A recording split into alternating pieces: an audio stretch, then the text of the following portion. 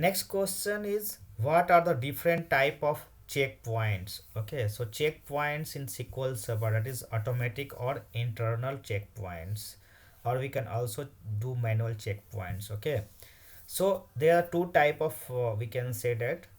Okay, that is automatic checkpoints and internal checkpoints. So what is automatic checkpoints? So checkpoint, it is a background process in SQL Server by default, most commonly checkpoint.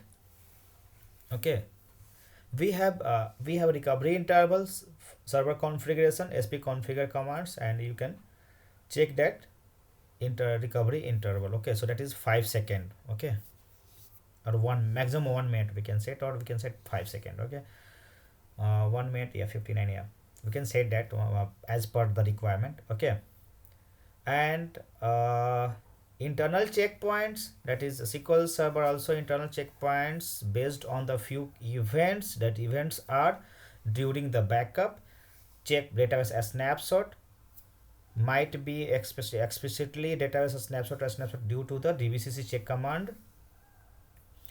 And SQL Server also perform checkpoint to cleaning shutdown of the services, adding data file, altering data file, we can say that databases, switching database recovery from full to bulk or to the simple. And in simple recovery, if the log file becomes 70% full, then checkpoint fire. Okay, sometimes we fire manual checkpoints, that we can use checkpoint command and execute that. So you can also use manual checkpoints in the SQL Server using the checkpoint command.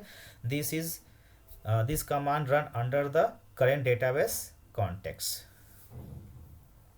So hope you understand what is checkpoint, what are different type of checkpoints. So thank you for watching. Do not forget, share, subscribe, and like. Thank you.